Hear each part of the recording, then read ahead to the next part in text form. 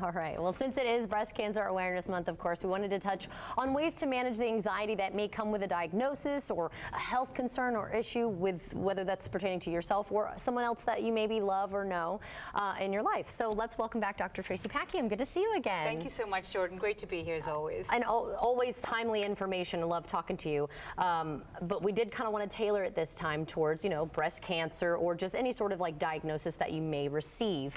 A lot of stress, anxiety, sadness can come from that, Yes. right? So you have 3 A's to help with us? I do, and the starting point is a lot of times when we have a mental health diagnosis, so even general anxiety causing conditions, our default mode may be to catastrophize, so we anticipate the worst. Oh yeah. Or what some psychologists call we borrow trouble. So it hasn't actually happened. We don't have negative news yet, but we borrow that trouble, that worry, and we kind of jump ahead.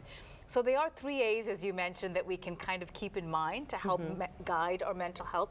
And the first is to acknowledge, recognize what your anxiety symptoms are.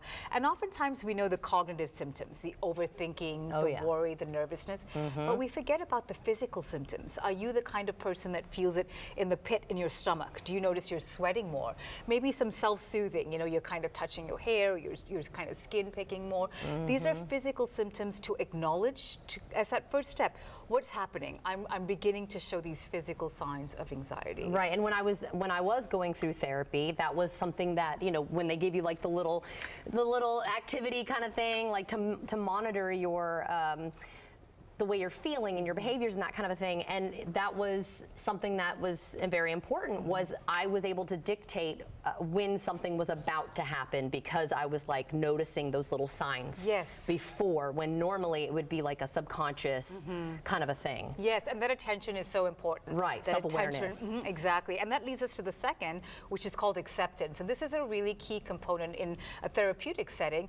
And acceptance doesn't mean you have to like it. It doesn't mean any of that. It just simply means that I acknowledge, I accept this is happening. This is something that... kind of coming to terms with it. And that acceptance prevents it from spiraling into a worry, from being debilitating, which then leads us to our third step, which is to act. We know that anxiety is our brain's alarm system. It's set up for a reason. It's meant to alert us that something could potentially be wrong. But we have 2 options. It can paralyze us. It can lead us to feeling, I can't do anything. I have a sense of helplessness. And we might find ourselves procrastinating. We put off that doctor's visit. Oh yes, that's the worst. I was always a procrastinator. Right, and that could be a sign of anxiety as well, that procrastination, that paralysis. But recognizing that, again, it's that acknowledgement. Are you aware of that about yourself?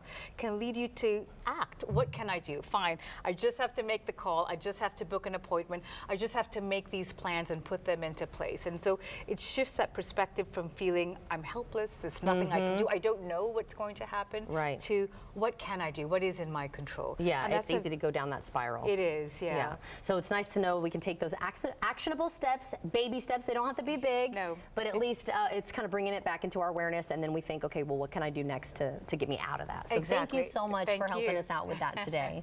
It's always great to be here. Thank you. And